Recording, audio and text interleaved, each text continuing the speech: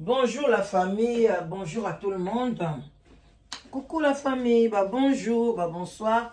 Ça dépend heure à laquelle vous allez suivre la danoise. Bambote ebele, bisika bisubino boboto bondeko. Nakacha mabota na bino bandeko nanga. Coucou la famille, bonjour. Bonjour, bonjour. Shalom, shalom. Bonjour, shalom. Bonjour, shalom. Bonjour, bonsoir, ça dépend heure à laquelle vous allez suivre la danoise. Bambote ebele bisika bizubino boboto bondeko. Na bandeko na biso église catholique. Shalom na ba homme de Dieu, ba chantre de l'éternel. Ba shalom, maintenant on a le bara shalom na ba homme de Dieu. Ezalaka ba pasteur te. Ezali biso nyonso oyo tondimaka.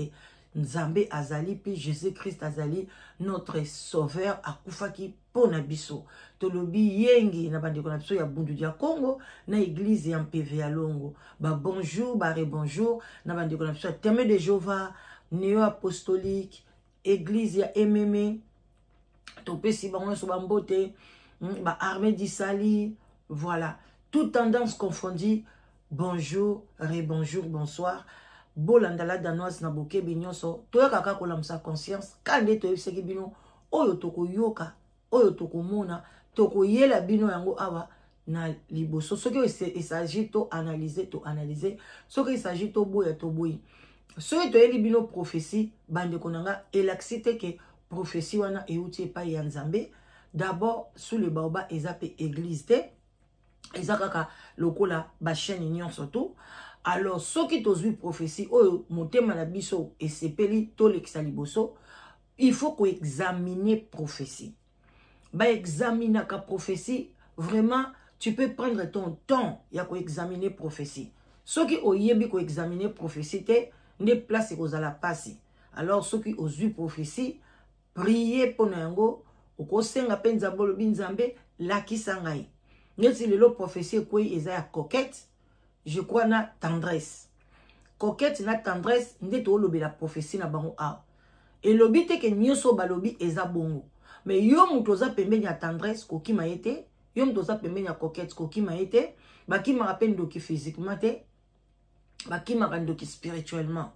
Donc, kamata prophétie o examiner yango tala ba makambo na ye. Mais makambo ya zolo bandiko na biso mwasi ko tala yango na bato o ya théâtre et ko kozala solo po bato théâtre belé basimba bakisi bato théâtre belé bazaka lokoso bisenga senga donc baza vraiment bato oyo bazana monde moko eza ya kobeba monde moko ya mabe yango wana ndeko nanga keba yo muto zaka mingi na bato théâtre ou bien so ninga mi ko sala bango mabe ko kota na makambo na bango soki yo poza na kati ya ba protection te yeba ke bakope ko zwa yo balekisi yo. Alors faut sala attention tant to sala analyse ou to sala attention makasi parce que baza bato moko ya monde ya keba bomoni ngai natikali koyela bino ata prophétie moko te ke nga mama la danoise na moni prophétie te nga nazwaka prophétie ya bato et puis boye bango na lobango toujours mais na moni ke bazoba bazalaka bon ezape normal bato ebele bazaka na compréhension pour na ko comprendre botu na rangai te ke mama la danoise yo moko sukoyo ou prophétie wana ozoloba wana zamba l'action nini ou bien yebite ke ba prophétie belé ou tere pas diabolo bon oui nga pe na boita et là mo pezo la sate ke prophétie na otela bino za nzambe nyanga na yebi nzambe ya mama prophétesse na yebisa bino langage na lobake na yebi nzambe ya prophétesse o nazo tela bino lelo te kombone za ka to yeba ngoka awikimi na ngonga na yebi professeur ya nani nzambe ya sœur na biso Fatou te na yebi nzambe ya Kasongo te na yebi nzambe ya pasteur Moïse te na yebi nzambe ya pasteur Mai Kalambai te to yebi na yebi banzambe na bango te bilo pe boyebi nzambe na ngate likambo ya bonzambe ya mutu ezaka individuel ata mutu aza pasteur azwa kote ya bino même Denis Lesi to yebi na biso nzambe na yete likambo wana ezaka individuel pe secret même mobali oyanga ayebi nzambe na ngate ngai pe na yebi nzambe na yete pona eloko tango tolalaka ndoto ya zolota nga na kolota ngo te onga pe na zolota ya zolota ngo pe te donc bandiko nanga na bozela mo mukia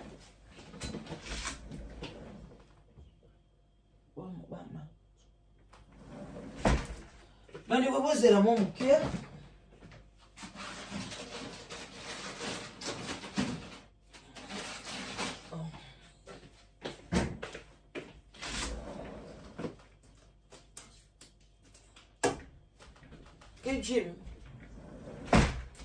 Voilà. Donc, oh, il y a zolota, nga pe na yebite. Oh, donc, oh, yope, oh, lota, to yebite. Alors, bande konanga, yangwana biso toyaka, so to lo, to yoki, prophétie, to ye to analyser yango. Ko analyser, ça peut moi, ko examiner yango muke. Mais na kati ya profondeur te. Alors, ce ko muto ba pese liye, boti kaka pe chance. Na ba commentaire tant botiaka ba commentaire boti ka pe chance mutu na azwa pe temps yé moko pas réfléchir parce que so bo bandika ba commentaire lokuta boyembala moko bolembisi mutu wana moya réfléchir ezate lobi akeli felo na yo mutu otinda ki akena li felo ata oza motema malamu ndenge yebara omemi mutu na otindi mutu na li felo yo penza ba otindo na li felo. Alors, mais ceux qui au tiepe par commentaire moko au raisonner et que nous on a raison au monique non professeur eza lokuta eza pe choix na yo parce que ngape ba professeur be na yaka nango et on pe na yebisi na bité na professeur oyo et betami bien te pour comprendre. Alors bande ko nanga bo like yango bo partager quand de na sabino soko partager et comme li coquette et comme li tendresse et que va se repentir bah en tout cas et sengo moko kozana lola ya na yope na kati yope na kati mukolango nzamba koloba non na monyo na ba sumu mo ya bongo mais tala ndengo kocha ki coquette na lola yope yaka na lola. Alors bande konanga yi coquette azali coquette sasa azali mwana lemba. Alors bande ko azali mwana mwasi wa sala ka théâtre aza mwana mwasi oyo bino so boyebi. Il n'y a même pas 2 semaines, bazong sa ke sous na miniature pour na mobali na ye beauté image. Mobali wana beauté image aza mobali moko ya mwana muke par rapport na coquette. Déjà ezali na ndenge ya Bible ezali libala te. Libala ezali mobali fois za la mukolo parce que l'air nzamba salaki Eve alalisaki Adam non. Si alalisaki Adam zalaki quand même par rapport à mon qui déjà mukili avant ye malgré la bimisa qui épée elle vraiment pas zalaka bébé te azala nepe mo mukolo alors to yebi penza écart d'âge te mais le kola kaka Adam amonaki mukili liboso yango wana to sepelaka kaka ke libala mobali azalaka mukolo et puis ça rappelle moi respect moko na couple et puis ça rappelle moi elengi moko boye et puis ça maka moko belé omoni que ceux qui mobali aza mwana muke surtout ya makasi à partir ba so bozata moins de différence année moko oza mukolo na ya ba mois et ça la rappelle bien mais so oza mukolo na ya ba 5 ans ba 6 ans ba 7 ans yo oza mukolo mobali ya keba parce que na âge moko boye mobali ko boa kisayo na yebi basi belé boye binga na sala makamba live together basi belé ya bayaka to solo la ka ana zanga na mobali ya mwana mukie boye na boya keko le ka mwasi wana akokisi 50 ans mobali ya komi na 45 ans 43 ans abaye ou bien mobali ya komi na 50 ans mwasi akomi na ba 55 56 ans abaye abani ko zwana ye ba chéri abana mike alors bani wan faut ça la attention mobali ni ozozwa alors le couple wana eza couple moko kotala mona miso boye ozomona ka déjà ki misala mabele kaki na kati kuna donc kotala kaka yepe beauté image wana soko moni na ite soko zala na ba parents parce que ayape na France pe abima pe na maman mobimba bande konanga maman mobimba zaina libala na ye azana libala na ye na mobali na ye azwi mbeba komo na ye Rita Kimanga mobali wana azwi mbeba ke prison. Moi, les yako, moi, si on a remplacé, moi, petit garçon, na kachandako. Tina nenga boti saye. Après, coquette, pe a beti pe double à l'icolo, a zoye, a bala coquette, feti ya monene do, nde tozana tozelaka mukoni ni coquette a royana poto. Je n'abande ko yoka keke, a chaki pe coquette zemi, so pe coquette pe a bota. Na ebité wana suite a robota coquette en tout cas na ebité. Alors, bande ko nga bolanda na boke binyonso, et likambo nini, Nzambe alobeli coquette. Tokoloba Nzambe ya prophétesse oyo. Alobeli coquette likambu nini bandeko nanga me boke bana bato théâtre basimba bakisi surtout bino bandeko mibali bino bilula lula eleka bino. Et puis avant na bossa na te na yoka ki pe nyungu mwa mobulu mo boyekotaki pona nene botai soki nene botai bilo mo bongo ndeko ya Gabriel ke libala na ye panzani eza lokuta bandeko mobali ya nene wana na yebiye to komanaka to sololaka les temps à autre libala na bango ekufi nango te yango bomoni nene pe aye na ye ko répondre bino te. Alors bino nyoso boza bozimite mana bino parce que bino piso pe to sepela ke mabala ba comédien ekufa kaka soki ka comédien bali libala ne bandi bitumba tika ka fo ekufa nde likambo na ye barate ezala bakisi basimbaka ou bien ezalaka mokili nde mutu ebundisaka bango. Alors pour vous informer que nene wana libala na ye ezanango ya eza mobimba. Alors aimez vidéo, likez vidéo s'il vous plaît, partagez pourquoi pas tolanda na boke binyonso parce que nazo kindi nanga pe ko kangisa suki nanga lelo. Voilà. Maman prophétesse tourna la xamino photo na e. Le Seigneur demande aux comédiens de changer leur façon de vivre. Voilà. Le Seigneur demande aux comédiens de changer leur façon de vivre. Hein? Eza suna ninte.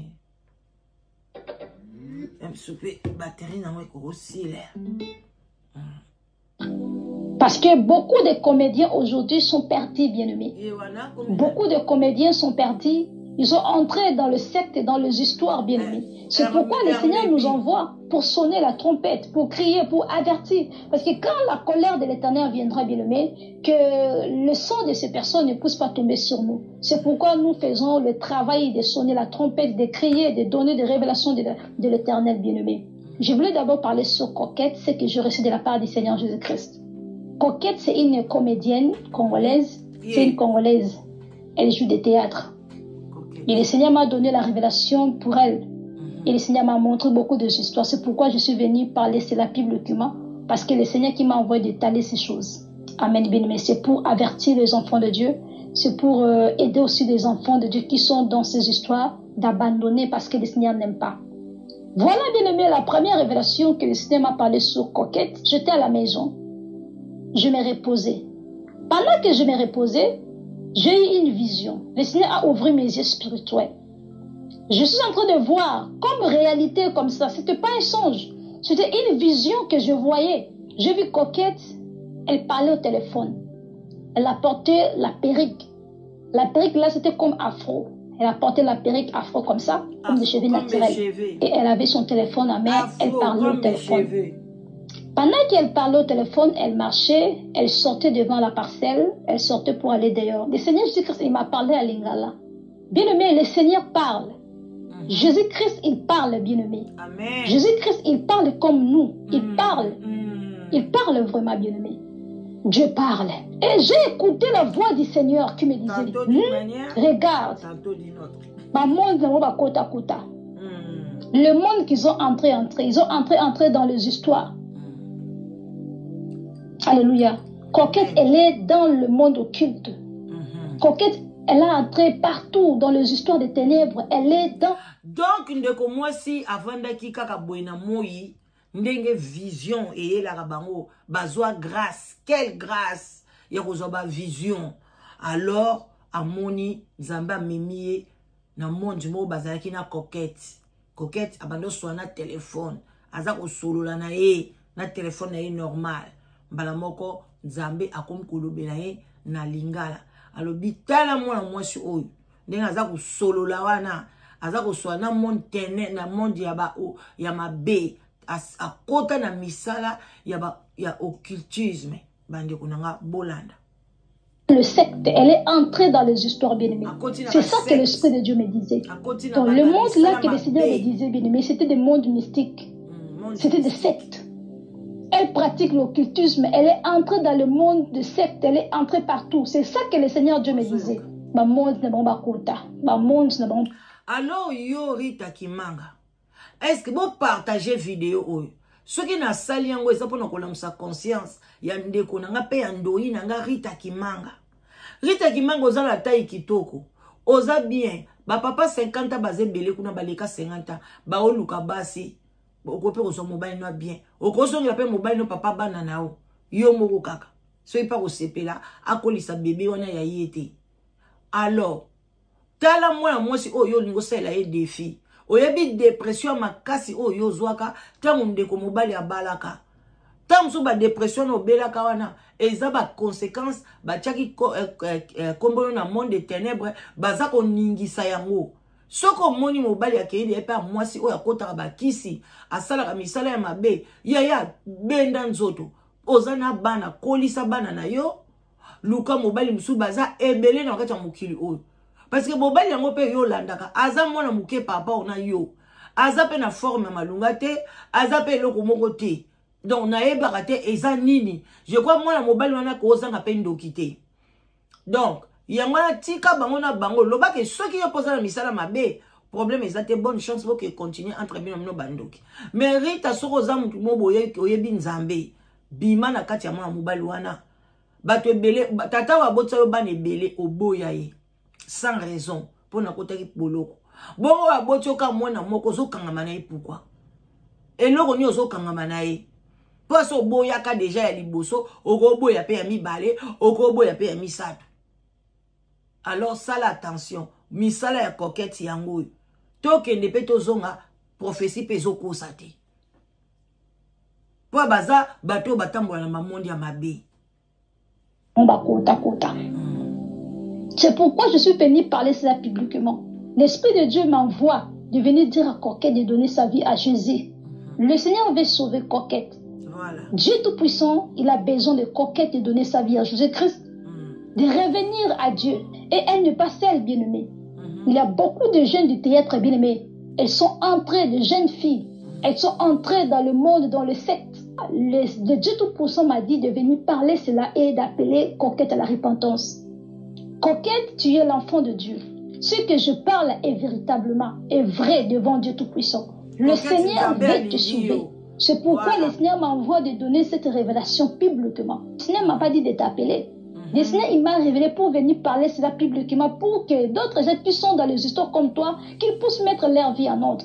Le Seigneur veut te sauver, bien-aimé. Je suis la prophétesse. Je suis la servante de Dieu. Ce que je vous parle est certainement vrai. Elle est dans l'occultisme. C'est ça que l'Esprit de Dieu m'avait dit. Alléluia, bien-aimé. C'est pourquoi je suis venu sonner la trompette à Coquette. Il ne m'a pas autorisé d'appeler quelqu'un. Si il me donne la révélation, je vais venir parler cela publiquement et pour avertir aussi des gens qui vivent dans les mêmes choses que Coquette. Et le Seigneur m'a dit, ce n'est pas seulement elle. Il y a beaucoup de femmes là-bas dans le théâtre que tu ne peux pas croire. Ils sont dans le secte. Ils sont dans les histoires mystiques. Ils pratiquent des histoires.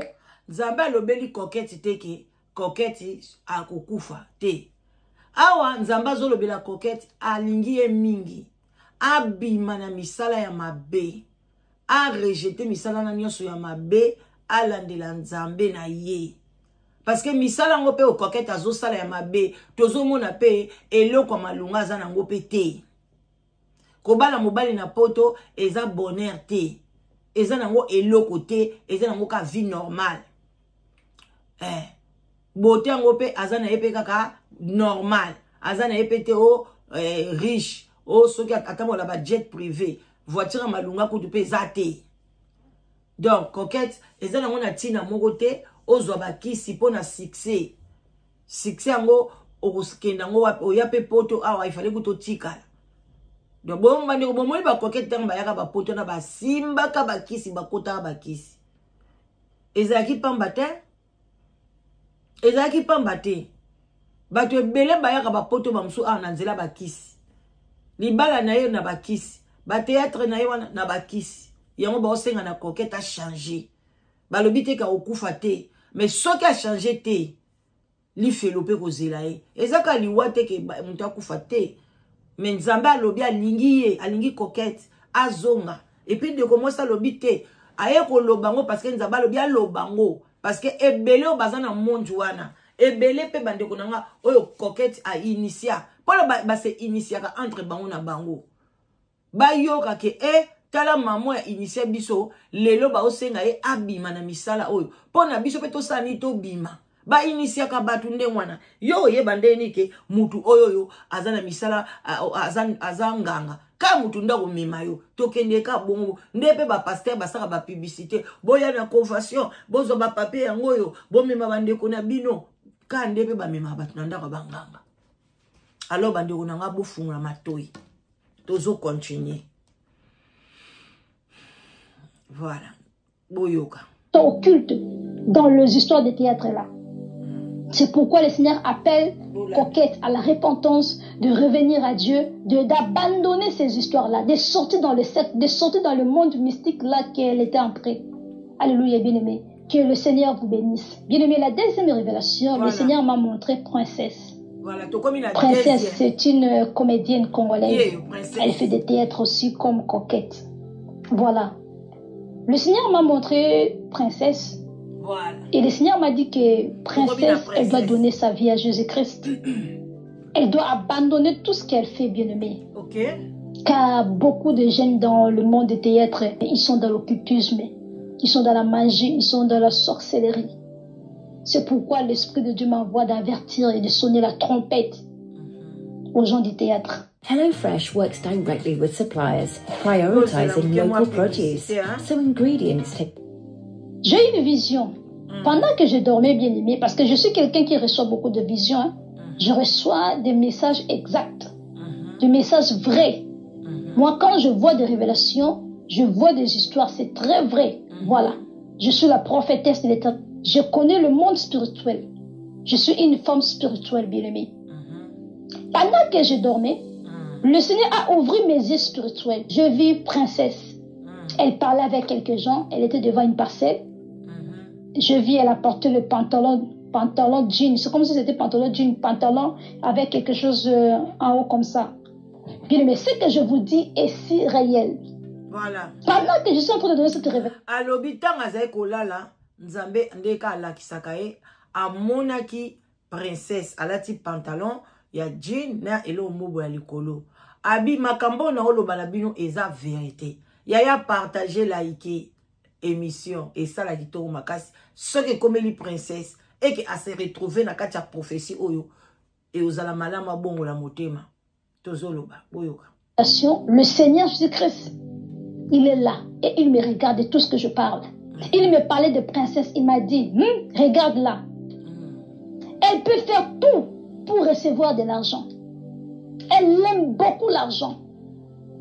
Alobi ke nzamba zo lakisa bio moni mwana mwasi wana akoki kosala nyonso tu oyo akosala pona kaka azwa mbongo a recevoir mbongo bandi ko soki balobi likambo ndenge wana na lobeli Princesse te meto oloba neti par exemple so balobi ke momo na mutu wana akosala nyonso do akomem ko boma mutu akomem ko botola mobali ya mutu akomem ko sala donc akosa même groupe abakuluna soki mutu akomba lobi na ina niveau wana cela veut dire que akoki kopesa même donc o nyonso ya ko leka na nzela na ye akosimba même kisi pona kanini azwa mbongo. Elle aime beaucoup l'argent. Elle peut faire tout pour avoir de l'argent. Elle peut faire tout pour recevoir de l'argent. C'est ça que l'Esprit de Dieu me parlait. J'ai écouté la voix de l'Éternel, la voix de Dieu Tout-Puissant. Jésus-Christ est témoin. Pendant que je fais cette vidéo, ma Bible est témoin. Ma Bible est témoin. Elle aime beaucoup l'argent. Elle est capable de faire tout pour recevoir de l'argent, pour avoir de l'argent. Elle a l'amour de l'argent. Et quand j'ai écouté la voix de l'Éternel, directement je me suis réveillée. Je disais, oh Seigneur, c'est ça que l'Esprit de Dieu me montrait que Princesse, elle aime beaucoup l'argent. Elle a l'amour du monde. Elle a l'amour de l'argent. L'amour de l'argent, ce n'est pas bon, Princesse. L'argent, ça peut t'amener à la mort. L'argent, c'est bien, mais il ne faut pas aimer l'argent plus que Dieu, bien-aimé. Il ne faut pas aimer l'argent plus que Dieu. Il ne faut pas aimer les histoires du monde plus que Dieu, bien-aimé. Mais la manière dont le Seigneur me parlait pour Princesse, l'Esprit de Dieu me disait qu'elle aime beaucoup l'argent. Elle peut faire tout pour recevoir de l'argent. C'est par là que j'ai compris, c'est comme ça qu'elle est. Et quand je me suis réveillée, j'ai prié. J'ai gardé la révélation. Parce que ce que le Seigneur me montre, Je dois venir parler. Moi, je vois, je parle. Si je vois, je parle. C'est ça mon rôle, c'est ça mon travail. Je suis messagère. Si le Seigneur me montre seulement quelque chose, je viens parler. Et si je ne parle pas, j'aurai des problèmes avec mon Dieu. Et la révélation que je vais donner, ça va édifier beaucoup de gens. Beaucoup de gens qui sont dans les mêmes choses comme princesse.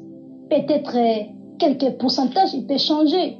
Alléluia. Le Seigneur nous interdit d'aimer le monde, ni d'aimer l'argent plus que Dieu. Ce n'est pas bon. Et une autre révélation, bien-aimée. Un jour, je dormais, c'était pendant la nuit. Ah bon? Le Seigneur a transporté mon esprit au Congo. Je me suis retrouvée quelque part, bien-aimée. Il y avait des gens du théâtre, il y avait des gens. J'ai vu princesse. Voilà. Elle a mis des poudres dans son visage. Wow. Elle avait des poudres blancs. De poudre blanc, elle a mis ça partout. Donc, pour la princesse, a eu deux révélations. Donc, première révélation, Zamba Laksaki que princesse a un amour d'argent. Donc, pour la coquette, vous retenez que coquette ndeye a un monde ya ba occultiste, a un monde ya bandoki, a un monde ya misala mabe. Après, deuxième révélation, yango yosukoto yoka, pour na susukaka tendresse. Nzambe amema kesko na Congo, na monde ya bato théâtre. Akuti princesse apakoli ba poudre. Elle avait le stylo bien avec le feuille, bien-aimé. Elle me suppliait de signer dans le feuille. Signer ici, signer ici. Bien-aimé dans le Seigneur. Elle a mis le poudre blanc partout, la sorcellerie. Wow. Elle faisait les histoires de la sorcellerie. Wow. Elle pratique la sorcellerie. C'est ça que le Seigneur m'a montré, bien-aimé. Elle avait porté comme une robe, bien-aimée. Et elle avait mis de poudre dans son visage, elle avait mis de poudre partout. Et elle suppliait des gens de signer, elle suppliait des gens de signer. Elle cherchait des clients de venir signer. Elle devenait signer. Mais là, quand je suis venue par là, elle me suppliait. Oh, signer, s'il te plaît, signer ici. Oh! Elle me suppliait de signer. C'est leur travail. Leur monde. Bien-aimé. Je vous avais dit que je suis une femme spirituelle. Je voyage partout par la puissance de Dieu. Le Seigneur m'amène partout en esprit. Je peux être ici, je dors ce même peu, mon esprit directement, le Seigneur me transporte quelque part. Alléluia, bien-aimé. C'est pourquoi tu vas voir, il y a d'autres gens qui m'appellent la prophétesse, je te veux venir me guérir, un message. C'est comme ça que le Seigneur nous utilise, bien-aimé.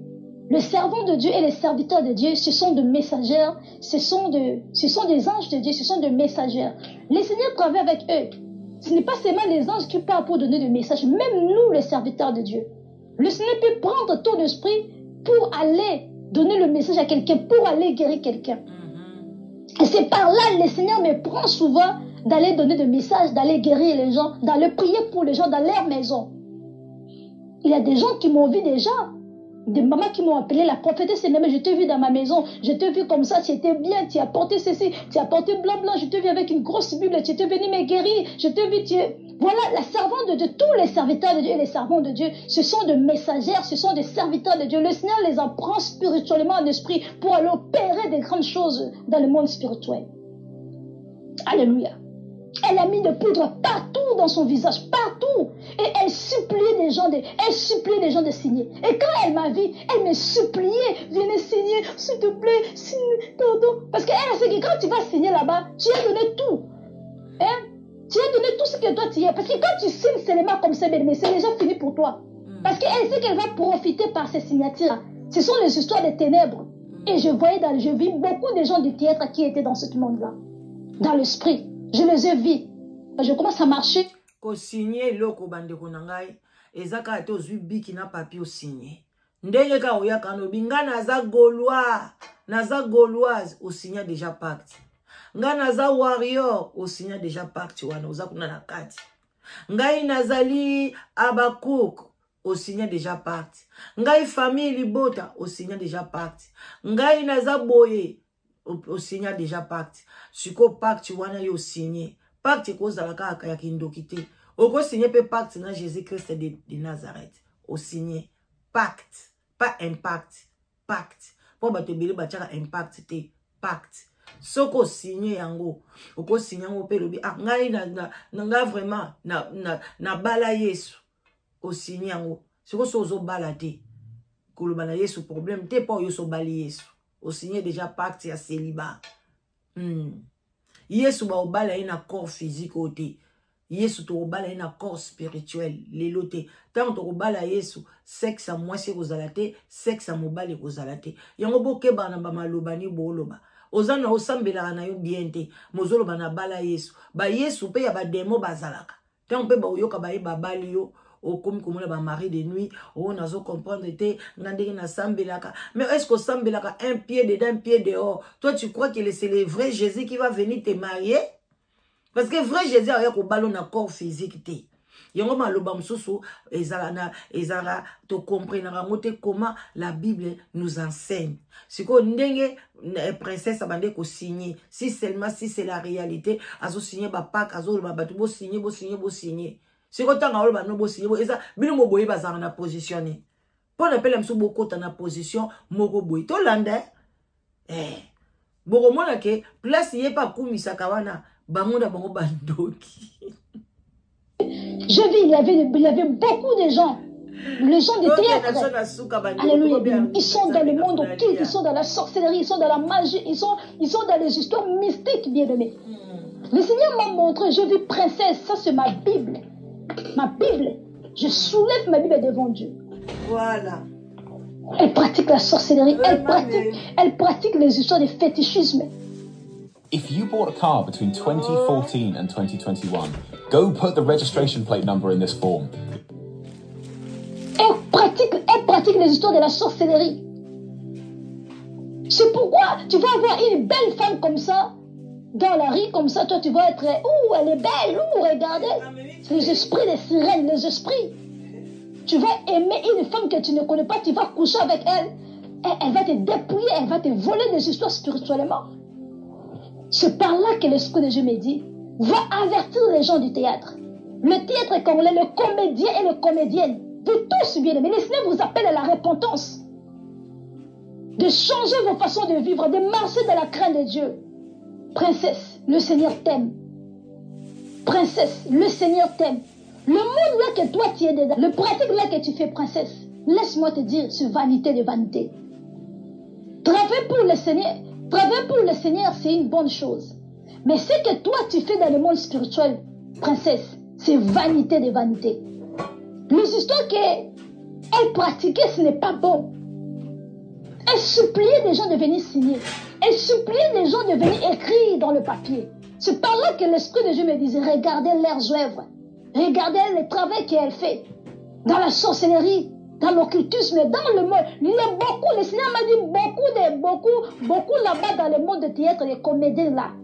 Elles ont touché. Elles sont dans les sectes, elles sont dans le monde mystique. Les gens là, elles sont dans les sectes, dans le monde de l'ange. Ils sont dedans. Si le Seigneur me montre seulement quelqu'un, je viens parler.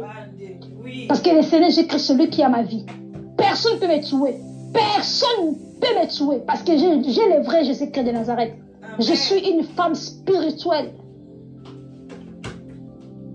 Je suis une femme spirituelle, bien aimée. Si je ne vous parle rien, princesse, donne ta vie à Jésus-Christ de Nazareth. Sortez dans ces histoires-là. Sortez dans les œuvres-là que tu fais. C'est vanité de vanité. Mais servez le Dieu Tout-Puissant. Tu auras la vie éternelle. Et je profite aussi à lancer l'appel à tous les comédiens, à tous les gens de théâtre. Donnez vos vies en Christ. Sortez dans l'occultisme. Sortez dans la sorcellerie. Sortez dans la magie. Bien aimé. La vie, ce n'est pas seulement voyager. La vie, ce n'est pas seulement de porter bien. La vie, ce n'est pas seulement manger. La vie, c'est Jésus-Christ de Nazareth. Quand la Bible déclare, Jésus-Christ, il est le chemin, la vérité et la vie. Vous avez choisi manger, voyager, porter des habits. Là, c'est vanité de vanité. Parce que le corps ici, c'est vanité. Ce sont que du poussière. Un jour, le Seigneur m'a montré comment le comédien, il prépare leurs histoires pour tuer les gens. Et je voyais, et le Seigneur m'a montré une femme. Elle parlait qu'on va tuer quelqu'un. On va tuer quelqu'un. Dans leur groupe là-bas. La plupart des morts des comédiens, c'est eux-mêmes. Ils se tuent entre eux. C'est malheureux. Vous voyez des morts dans les histoires des théâtres. C'est eux-mêmes, entre eux, il y a que la guerre, la haine, la guerre spirituelle entre eux. Vous allez voir le monde ici, les occultistes, les francs-maçons, ils sont dans les histoires, ils sont partout dans les loges, dans les sectes, dans la maïkarie, ils sont partout dans les pratiques occultes. Ils sont là. Bien-aimés dans le Seigneur. Le Seigneur appelle le comédien.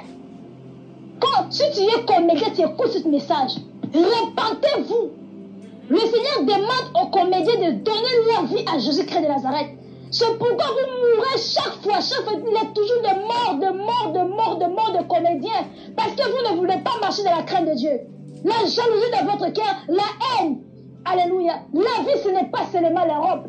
La vie, ce n'est pas seulement des habits. La vie, ce n'est pas seulement de manger. La vie, ce n'est pas seulement d'acheter les histoires. Car toutes ces histoires-là, c'est vanité devant le Seigneur. Amen. Mais donner ta vie à Jésus-Christ, marcher dans la crainte de Dieu, c'est la vie éternelle, bien-aimé. C'est pour que j'ai donné ma vie à Jésus-Christ. Je vois tout ce qui est dans le monde vanité, que vanité de vanité. Ce n'est que des vanités. Mais quand tu es avec le Dieu Tout-Puissant, bien-aimé, c'est la vie éternelle. Tu seras bon en paix. Mais là-bas, il n'y a pas la paix. Entre eux, la guerre et la guerre, la guerre et la guerre. Le Seigneur m'avait montré Baby. Je voyais Baby, elle m'insultait. En esprit. Baby? Nous avons Baby. Le Seigneur m'a montré Baby. La fille là qui fait des théâtres là. Baby. Elle murmurait contre moi. Pendant que je parlais, elle murmurait. Elle m'insultait. Elle disait, elle m'insultait. Je voyais cela. Même si vous allez m'insulter, bien-aimé, ça n'est pas du rien. Mais le fils que je fais le travail du Seigneur. Je parlais ce que le Seigneur m'a envoyé de parler. À chaque fois que le Seigneur va me montrer quelqu'un, que le Seigneur me révèle quelqu'un, je viendrai parler. Je vois, je parle. Car c'est le Seigneur Jésus-Christ qui a ma vie. Ils sont souvent comme ça. Quand tu donnes leur message, ils vont venir pour te combattre. Quand tu donnes le message, ils vont venir pour te combattre. Il y avait, je garde le nom, elle était venue me combattre, les gens du théâtre un jour. On l'appelle Mommy, Maman. Elle a beaucoup de gens dans le monde spirituel. Là, je garde le nom. Le jour où le Seigneur va me permettre, je vais citer son nom, je vais venir avec son message. Elle était venue m'attaquer spirituellement. Et quand elle était venue, elle avait vu aussi pour lui. Elle ne vient plus. Je l'avais frappée en esprit. Elle ne vient plus. Elle ne vient plus. La fille là, la maman là, elle était venue. La maman là, c'est une comédienne. Congolaise, c'est une comédienne. Elle était venue m'attaquer spirituellement. Je l'avais frappée la nuit. Elle ne vient plus.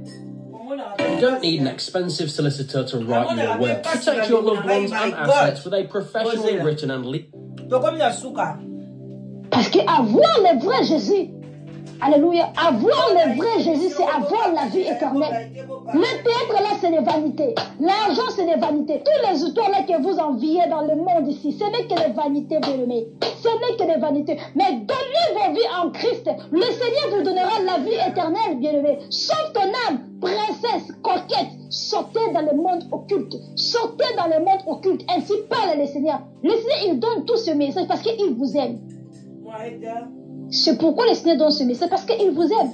Le Seigneur ne m'a pas dit d'aller appeler des gens. Non.